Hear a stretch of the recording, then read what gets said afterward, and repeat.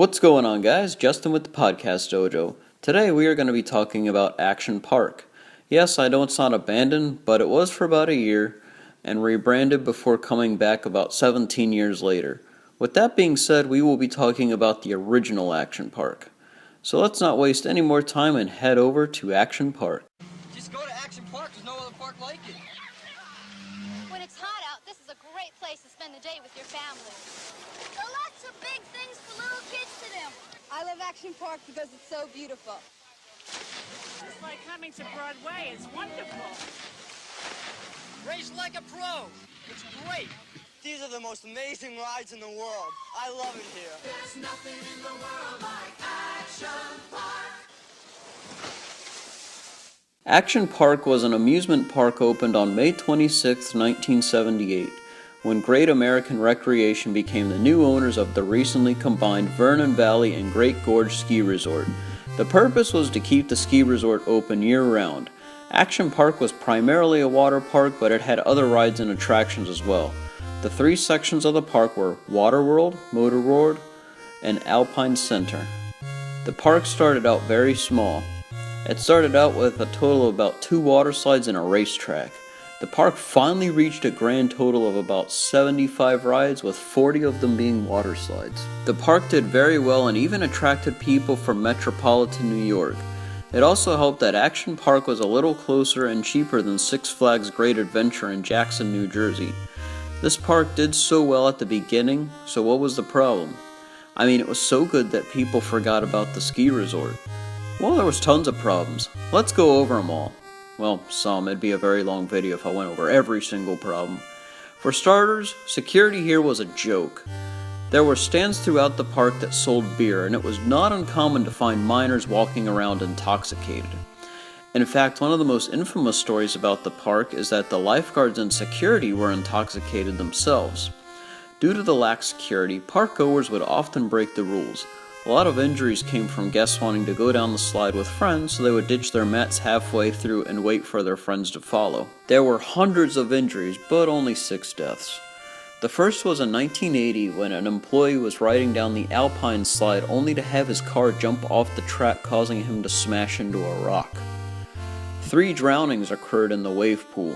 One in 1982, another in 1984, and the last in 1987.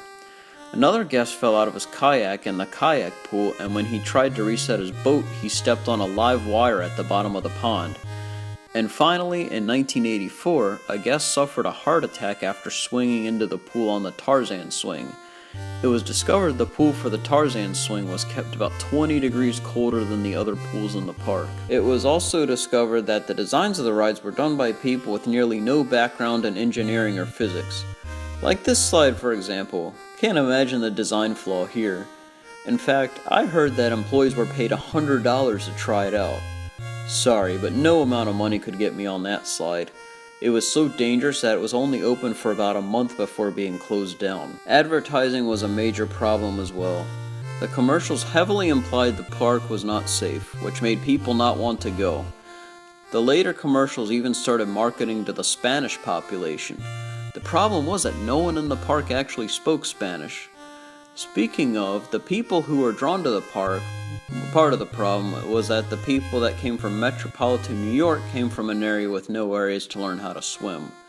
But hey, at least Action Park handed out free passes to anyone who was injured. One last flaw with the park I want to mention. The ponds with the boat rides were so infested with snakes that lifeguards had to shout commands from outside the ponds. So the downfall? Well, it wasn't the injuries, it was a lawsuit filed after 2 deaths in the summer of 1984. After some investigation, it was discovered that the park was insured by an unauthorized insurance company. The head of Action Park, Eugene Mulvihill, pled guilty to 5 counts of insurance fraud. The ultimate death of Action Park was the 90s recession, and they declared bankruptcy in 1995, despite gaining over 1 million visitors a year. Action Park closed its doors on September 2, 1996. So what happened to the park afterwards? Well, in 1998, IntraWest announced that it would be buying the park along with the ski resort.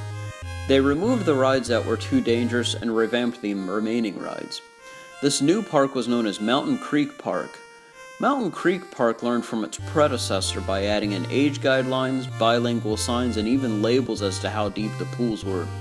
However, in 2010, IntraWest ended up filing for bankruptcy, from what I can only assume was a result of the 2008 recession.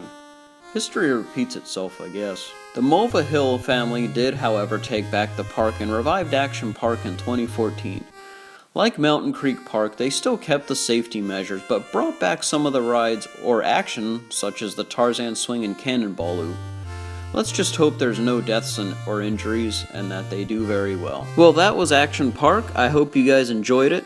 Remember, next week, no video, but the week after, back to business. We will return with General Cinema Incorporation.